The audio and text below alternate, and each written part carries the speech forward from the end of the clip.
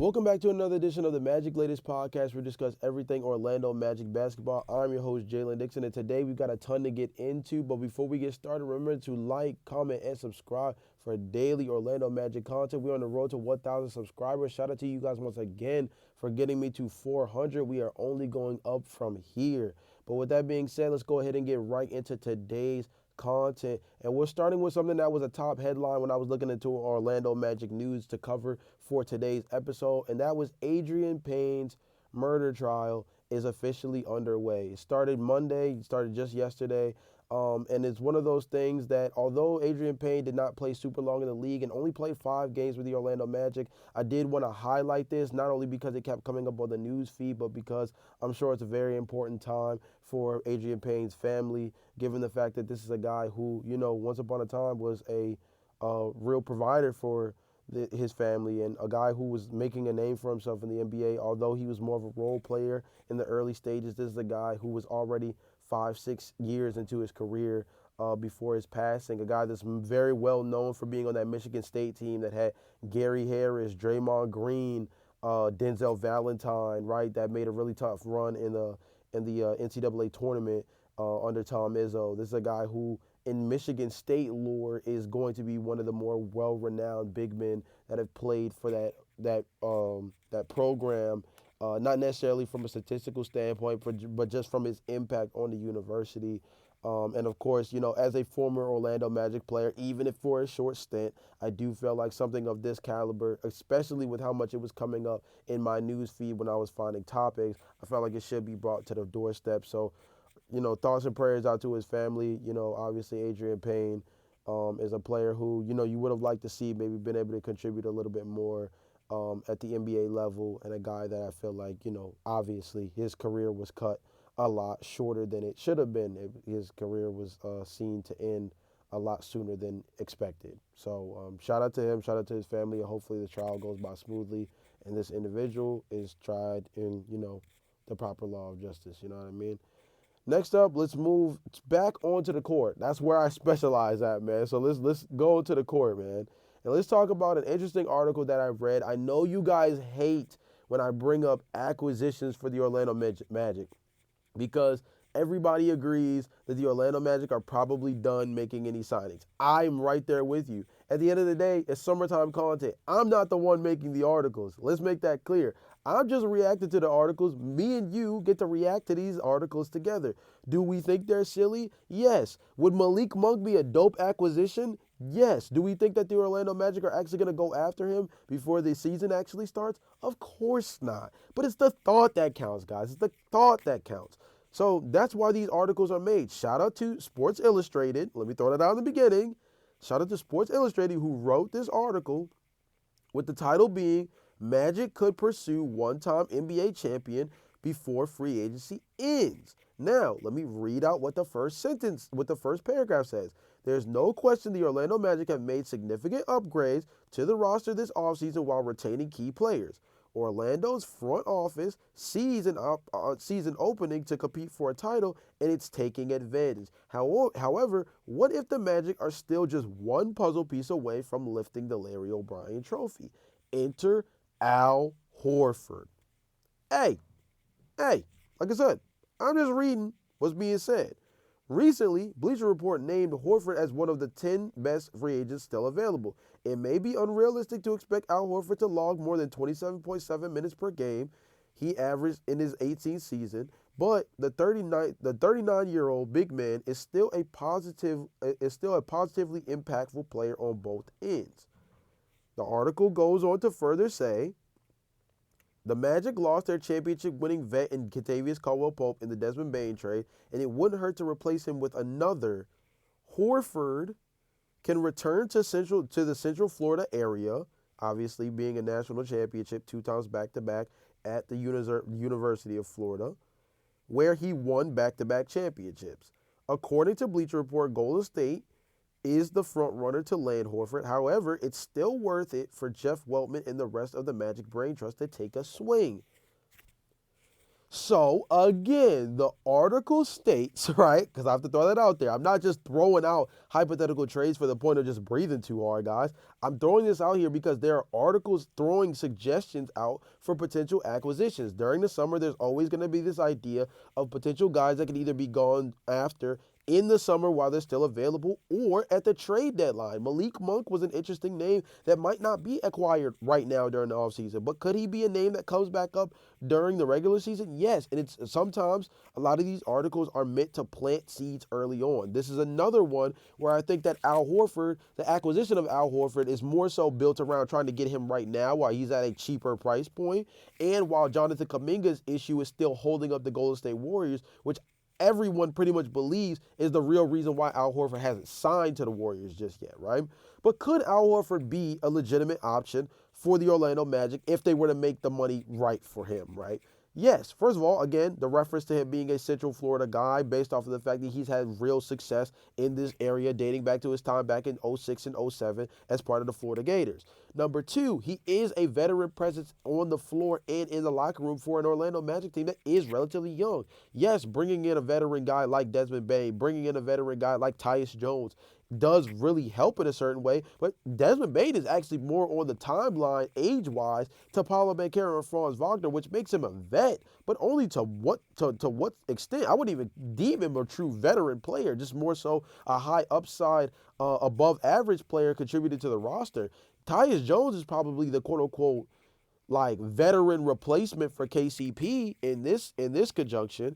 Al Horford could be another really good production player for them that could give them 15 to 16 minutes a night, maybe even 12 to 15 minutes a night.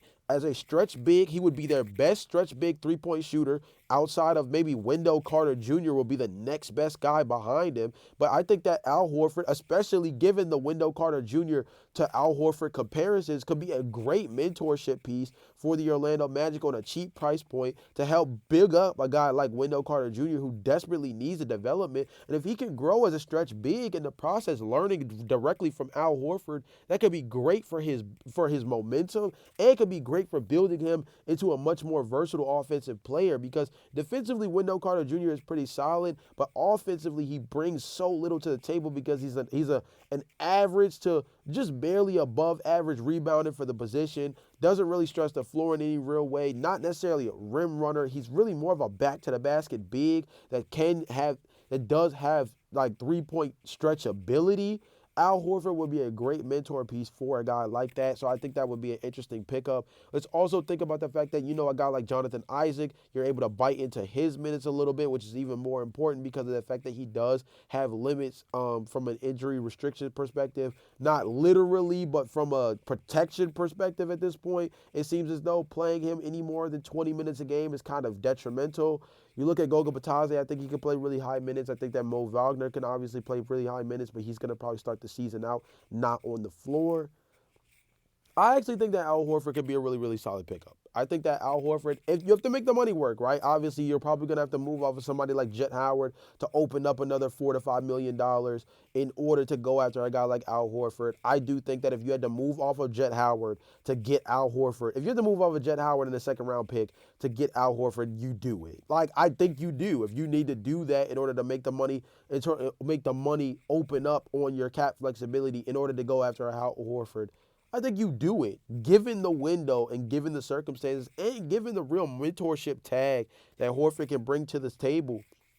He's a guy who's won a championship, has played on a handful of deep playoff teams, right? He's played at a high level as the man, or at least one of the main players for an Atlanta Hawks team once upon a time, right? So that can be very helpful for a guy like Paolo Banchero and Franz Wagner, right? In terms of helping be a role player and stepping into a role, he can be very helpful for guys like Desmond Bane, Wendell Carter Jr., like helping instruct them in terms of being able to fill a certain pocket in a very valuable way. So I think Al Horford can be a very serviceable player for the Orlando Magic, and it's all going to come down to the money, right? I think at the end of the day, you have to be able to financially set him up in this year to be able to position himself to be a more effective player, to be an effective enough player and come to a team like the Magic, given the fact that, like, we got to be real. Horford's probably got one more year left. What does that look like? Again, could he go to, Golden State? That's where everything is pointing. But if the Magic made the money work, I think Al Horford would at least consider a place like Orlando, given the fact that also them being in the Eastern Conference, let's be real, the championship title hopes are a lot more in the favor of the Orlando Magic than they are the Golden State Warriors, just off of the conference they play in alone. Add in all the other things that's going on around the Eastern Conference, including with his old team, the Boston Celtics, who are going to be without Jason Tatum next season. Al Horford, I think Al Horford would be a good target, and I think Al Horford should be looking at the Orlando Magic if some money opens up. Next up, I want to go to another interesting Sports Illustrated article that talks about X factors, and they were bringing up the idea of Anthony Black. Anthony Black is a guy that actually has not come up a ton up on this podcast, and I think he's actually an interesting name, despite the fact that the backcourt has been pretty fortified over the last couple of months with what's been done in the draft and in the trade market, as well as obviously with the signing of Tyus Jones. I want to read a few portions of this article that kind of indicate why Anthony Black could fill in such a way. Despite the Orlando Magic's major offseason additions of Desmond Bane and Tyus Jones, second-year guard Anthony Black remains the team's biggest X factor off the bench. To take the next step as a true championship contender, Orlando must develop key contributors beyond the starting five with strong depth. While Mo Wagner recovers from injury, Black has a clear opportunity to step into a permanent six-man role. He brings athleticism and defense to the second unit while also logging minutes alongside the starters. Let's go further down. Zach Lowe says Black is one of his most intriguing players entering next season, citing his off-the-charts athleticism during a segment on his podcast, saying, lottery pick, stud athlete, like an absolute A-plus athlete with size at guard. Elite defensive player already and can make plays on defense. He blocks shots. He gets steals. He's super athletic on offense. He has a level of explosion. People are going to go under screens, but he doesn't have the ball. He had some misses from three in the playoffs last year that missed by 10 feet. The shooting just isn't good enough. But you go under a pick against him, and he gets ahead of steam. He'll jump, and he'll lay the ball. I think this is really intriguing because I think something that he says later on is actually the most important part. To really threaten to make the finals, which is what they want to do, he's got to become a true six starter. The shots just got to be better. Can he find more ways to involve himself on offense like you're going to hide a little guy on him? Have a more dynamic ecosystem, not something where he's just standing around in the corner because he's not very useful there. For the Magic to hit, he's got to hit. I think that's a really, really good point. Anthony Black is a guy that does not come up much on this podcast, as I mentioned at the top, but he is a guy who could unlock the second unit in a real way. I mentioned the idea of Jace Richardson being the backup shooting guard for this team, right?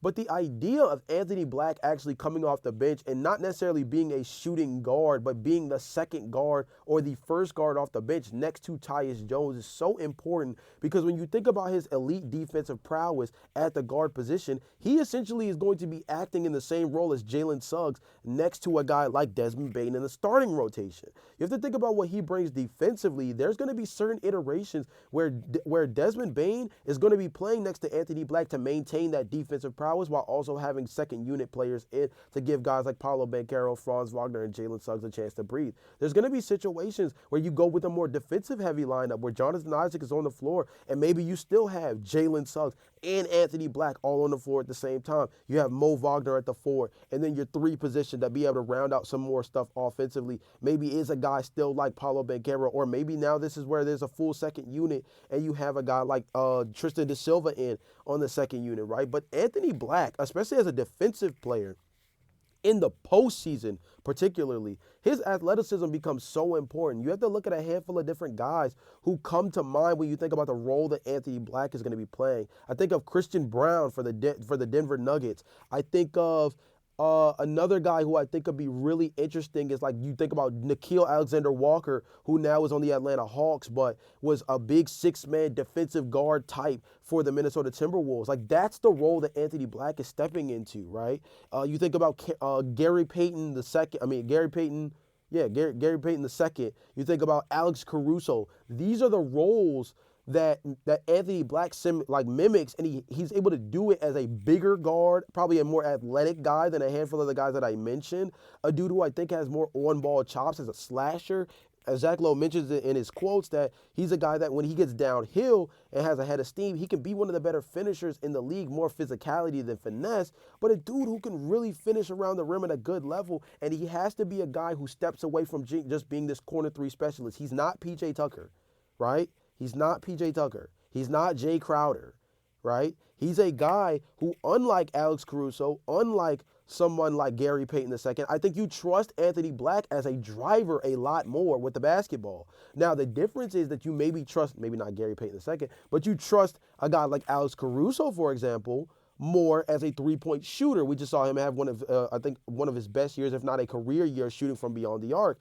That's what you want to see develop from Anthony Black, where if guys are going to reluctantly go under screens, guarding him, he needs to be able to make them pay, because we already know that he can make them pay from a driving perspective. But now if they have to respect him as a three-point shooter, he becomes much, much more dangerous. I think that's going to be a very important aspect of him improving in the offseason, is stepping up as a three-point shooter. Knockdown three-point shooting and spacing for this Orlando Magic team is going to be critical, just given how bad they were as a three-point shooting team last year. And Anthony Black did have a lot to do with that, by the way. He had a lot to do with that, by the way. But I think that Anthony Black, as an X Factor, is actually an interesting statement, because he is a guy that I think, in a weird way, can fill an automatic six-man role where, yes, you might not have this quote-unquote instant offense guy like a Jace Richardson, right, or a Malik Monk off the bench.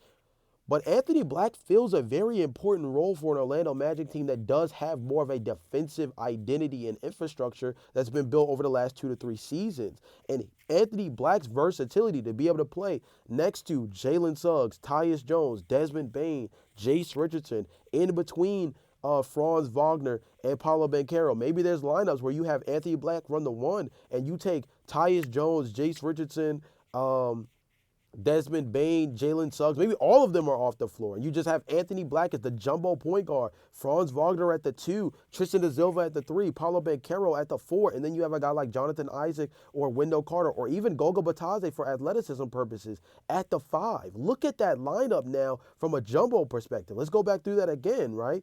Anthony Black at the 1, Franz Wagner at the 2, Tristan da Silva at the 3, Apollo Banchero at the 4, and let's go with Goga Batadze at the 5. Athletically, versatility-wise, from a defensive switchability standpoint, everybody is able to switch on the floor, and everybody except for Black and Franz Wagner to a lesser degree can shoot the 3 ball at a 36+% clip. At least you trust them to in a certain degree. Goga Batadze, questionable as well. I wouldn't say it's the best shooting lineup, right? But athletically, slashing to the basket, backdoor cuts, finishing around the rim, post-up potential. There's a lot that's in there, and that doesn't even match how good that kind of lineup could be offensively, right? But Anthony Black has to be able to run as the lead point guard on that kind of unit with that group. Anthony Black actually is a guy who could unlock a lot for the Orlando Magic if he can develop as a three-point shooter, and if he could just be featured a little bit more offensively outside of being a spot-up guy. Anthony Black is not PJ Tucker. He's not Jay Crowder. He's not James Jones. This is a guy who has real on-ball chops and the ability, paired with his defense, to be a guy who can be a real spark plug off the bench. And it doesn't have to necessarily be just him being an offensive hub, again, like a Lou Williams, Jamal Crawford, Malik Monk. Malik Beasley is another guy who tends to be in these conversations of guys that just come off the bench and they're just flamethrower hot, shooting threes and stuff. That doesn't have to be the way he does it. He can impact the same way like Dyson Daniels. I'm not saying he's the same level of defender. I think he has the ability to be a defender on par with Dyson Daniels as a guy who can roam around free safety style, defend in space, defend on ball at a high level. But I think that needs to be his goal. His goal needs to just be a complete play wrecker on defense and then improve as a three-point shooter. If he could be everything that Tari Eason is for the Houston Rockets while having more on-ball threat ability and maybe stepping out from the 3 and hitting closer to 35% rather than the 31 to 32% that he's kind of around, I think it makes him a much more dangerous player off the bench. And maybe we're not looking for a backup shooting guard nearly as much because the backcourt rotation would have a guy like Anthony Black filling that role kind of inadvertently, not necessarily with a score first mentality, but still high level defense at a position that's usually positionally weak on that side of the ball. So I think Anthony Black would actually be a really, really solid guy to look at when you're talking about X factors in the entire Eastern Conference, but particularly for the Orlando Magic. I actually think he is going to be an unsung hero for this team if he continues to develop as a three-point shooter. Last but not least, we're going to finish on yet another Zach Lowe take, but this one is more in relation to what the Orlando Magic can do as a team in the Eastern Conference. He goes on to say on his podcast, step back in a normal season. Neither Orlando nor Atlanta would be in this tier in a normal Eastern Conference season. Orlando is too young, too unproven, has not had a top 20 offense in the NBA since 2012, which is absolutely insane to go that many years with a bottom 10 offense in the NBA. Something wild is going to happen. Orlando making the conference finals does not strike me as super wild. I think there's enough in terms of like staggering the three best players on the team, Bane, Wagner, and Ben Carroll particularly in a playoff setting. I think there's going to be enough there on the bench. Regular season, the offense could still get rickety. There's a big learning curve for everybody involved, but bottom line, they're talented, they're surging, they're young, they're on the rise, and they have a defensive identity that is really hard to play against. I think something can be said about this from a real perspective of saying that the Orlando Magic, yes, probably would not be considered as a number one seed potential, even maybe a top 3 seed if the Indiana Pacers are okay, the Boston Celtics are together, right? The Milwaukee Bucks still have a player like Damian Lillard on the team and he comes back healthy. There's a completely different perspective for what can be said about the Orlando Magic. But when you talk about what they can expose coming into this season as a highly defensive-oriented team, as a young squad where most of their guys, if they're able to beat the injury bug, something that last year they struggled with a lot, so maybe they're due for a positive season this year just given the difference between last season and the year before was so significantly different. When this team is healthy, they are a top 4 seed. When this team last was truly healthy, that's where they were at. So I think that with this team now improved in the areas that they needed to step up to, particularly at the guard position and adding real floor spacing to this squad and internal development from guys like Anthony Black, Tristan Da Silva, so on and so forth, this team has the chance to be a number 1 seed. You don't have to compete with teams like the Boston Celtics. You don't have to compete with teams like the Indiana Pacers. You don't have to compete with teams like the Milwaukee Bucks to the same degree, right? Milwaukee is going to need a complete backpack job by Giannis Antetokounmpo for them to even finish as a top 6 seed this year. We don't know much about what the Philadelphia 76ers truly are going into next season, even though we like VJ Edgecombe. We like Jared McCain coming back off of injury, maybe being a guy that can return back to his Rookie of the Year caliber status. We like Tyrese Maxey. You know, what Joel Embiid is healthy, we know that he's a dangerous force, but when healthy is a very interesting phrase with the Philadelphia 76ers across the board, right? Because you have to say the same thing about Paul George. The only 2 teams that the Orlando Magic should truly fear are the Cleveland Cavaliers and the New York Knicks, and I do think that the Atlanta Hawks are coming up. I think they really are coming as an up-and-coming squad as well with what they've been able to do just in the last really year and a half, dating back to the Zachary Risache draft pick and then building on that with, continuing to see development from Jalen Johnson, getting to kill Alexander Walker and Kristaps Porzingis this offseason.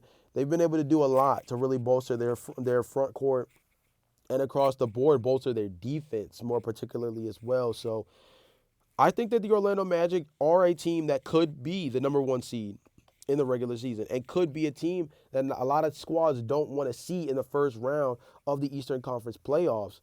I think the biggest thing from the expectations perspective is Zach Lowe is right. The expectations have really only significantly shifted because the state of the Eastern Conference says there are teams on the rise that now see a opening and there's no perfect time to exploit it like the present. And the Orlando Magic did everything this offseason to really bolster themselves in a way to exploit the opening that is opened up for them with these other teams that are not necessarily falling off, but are going to take a step back given a lot of the things that have happened, particularly the Boston Celtics, who obviously made a ton of moves this offseason, moving off of Drew Holiday, moving off of Kristaps Porzingis, probably going to leave, probably going to be without Al Horford, obviously going to be without Jason Tatum too. So, that's a team that's going to take a real step back, at least, in the beginning of the season. Maybe they catch stride after the All-Star break, but in the beginning of the season, it's going to be a team that probably starts out a little bit slow.